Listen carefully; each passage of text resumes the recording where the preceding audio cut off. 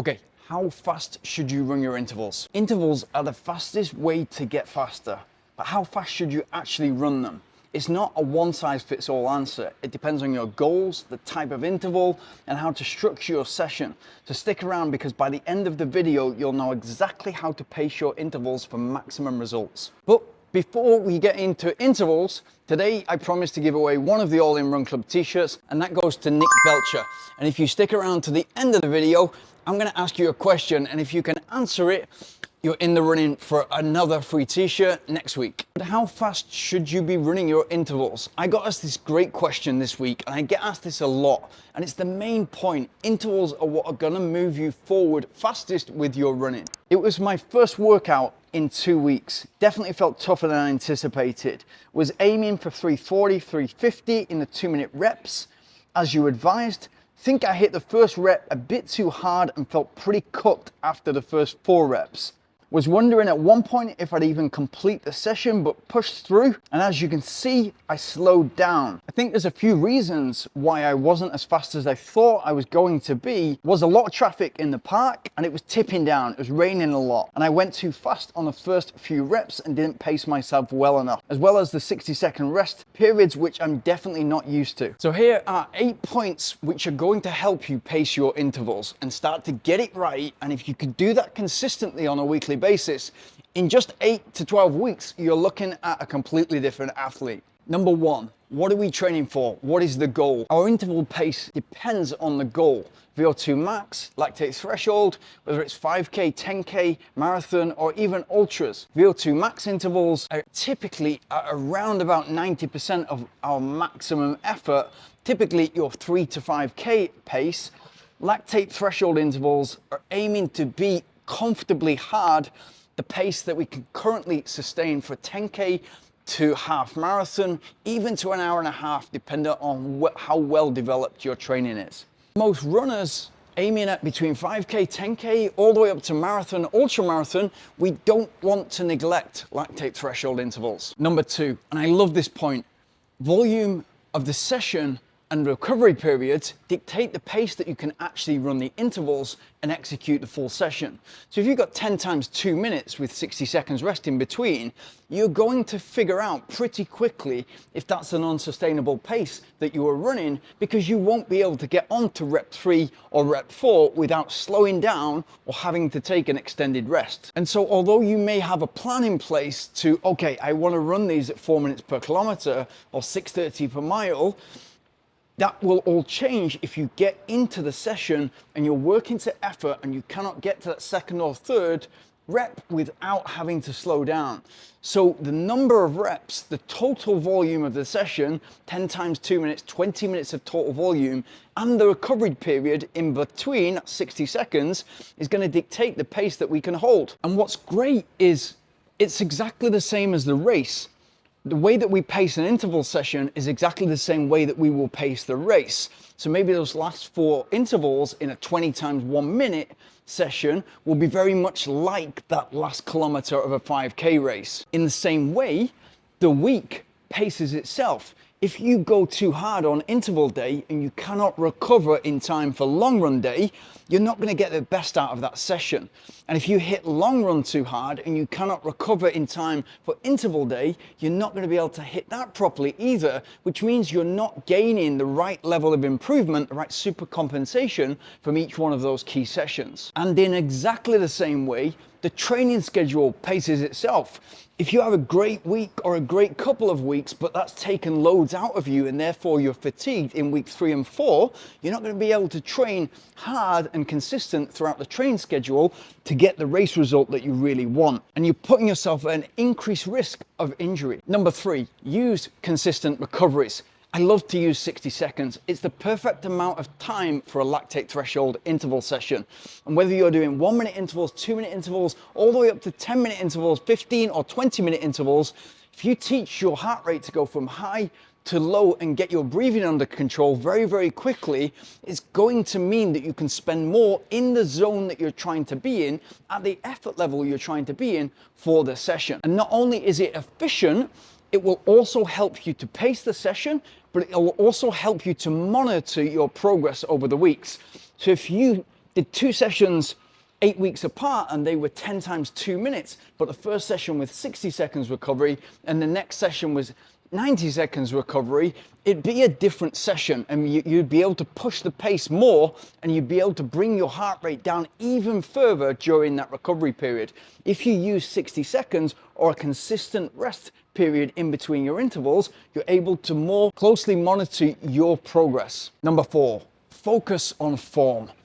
Don't get to a point where you're striving to get that pace, you're striving to hit that lap in a certain pace. It's more about letting the pace come to us. And I got this great question in the comments below. It's from Edwin. What do you mean by let the pace come to you? How does that feel? What I mean by let the pace come to you, and maybe it's a very English thing to say, is don't be over striving in order to try to chase a certain pace. So if you're a 45-minute 10K runner and you're aiming to run a 10K in 38 minutes, it would be great to train for long periods of time at that pace, at around about 3:45 per kilometer. But if that means you over striving, you're going to increase the injury risk, and it's going to be unsustainable for a longer period of volume in an interval session. When I say let the pace come to you, if you were to train at, let's say, 4 minutes per kilometer, and that's much more manageable for you, and your form is able to stay the same, that's going to make you at that effort level of 4 minutes per kilometer. It's going to be an effort level that you can sustain for longer periods of time and therefore execute a longer session, which is going to move you forward quicker towards your goal. And in terms of form, if you think about what runners look like when they're perfectly running, think about a great runner that you know, maybe Eliud Kipchoge or Steve Prefontaine, they look in a certain way. If you look at marathon runners at the start of a marathon and at the end of a marathon, it's often like a completely different runner because fatigue starts to set in. What we need is a strong core, which you can get in the weight room, but also focusing on our form. So always practicing our running, whether we're running recovery runs, easy runs, definitely faster running, and our long runs. Number 5, warm up thoroughly. Now, it blows my mind how many people just go from sedentary, sat on a sofa, drink a cup of water, and get out the door and start to run pretty quick. I just know from experience and from working with runners that that is the easiest way for you to get injured. And also what you're not going to do, especially for an interval session or a faster pace session, is prime your body to execute those intervals and the entire session. So what that warm up will look like is, for me, 500 meters walking, then a super light jog, and just figuring out, has the previous long run soaked in? Has that big session soaked in? Am I ready to hit this interval session? If there's any soreness or tightness, I'm going to stop, I'm going to stretch, I'm going to do some dynamic stretching anyway, and then I'm going to go into some slightly faster running once I feel a little bit more freshened up and a little bit more loose.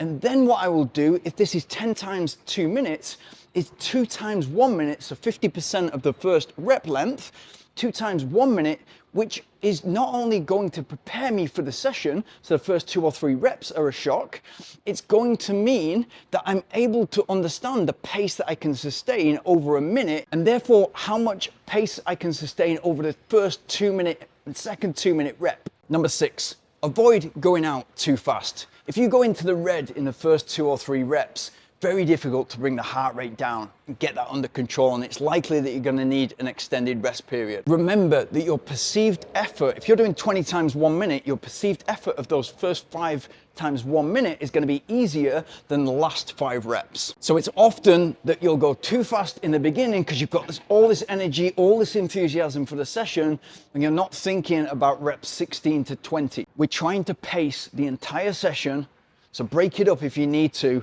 into manageable chunks. We're trying to pace the week, so it's not taking too much out of us, this individual session, and we're trying to pace the entire training schedule, just like life. Number 7, finish feeling strong. You should feel as if you can do another 1 or 2 reps if pushed. And remember, we're trying to pace the week. Always have that in mind, and it will help you pace the session. Often what I see is runners are aiming to be absolutely dead at the end of that session, when in actual fact, we should feel like we're stretching that elastic band, but not too much so that it will snap, just enough so that we can stretch it a little bit more the next time. That's super compensation. In terms of perceived effort, for the session, we're looking at about 8 out of 10. Now, that will vary wildly depending on your character. Point number 8, and I hope this helps you. What should a well-controlled, well-paced interval session look like? Now, if I'm doing 20 times 400 meters with 60 seconds rest in between, I'm aiming per rep at 65 seconds. So I'm trying to get on the nose 65 seconds, but I don't want to go faster than 63 seconds or slower than 67 seconds. And as you get more experience with interval sessions, especially like a 400 meter rep, you'll see no more than a second either side. So bonus tips for success. Know your target effort. Base the goal on whether you're doing a VO2 max session, lactate threshold session, or race specific training. Number 2, warm up thoroughly to set yourself up for success. Number 3, avoid over-pacing early, going out too strong, and aim for a consistent effort. Number 4, focus on form. Think smooth, light, fast. Smooth and efficient running is critical. Number 5, end your session feeling like you could do 1 or 2 more reps. This will lead to sustainable progress. Pacing your intervals is the difference between sustainable progress and you burning out. And it takes practice in order to pace an interval session in just the same way as it takes practice to pace a race. But it's interesting, it's exciting, and it's fun to do, and it's fun to mix up the week with some faster running. So get used to enjoying it, because that will be the area of your game that moves you along the furthest. If you got something from that video, and you want to win a t-shirt, whether it's the runner t-shirt, the athlete t-shirt, one of the all-in run t-shirts from the website, let me know in the comments below. What is your favorite interval session?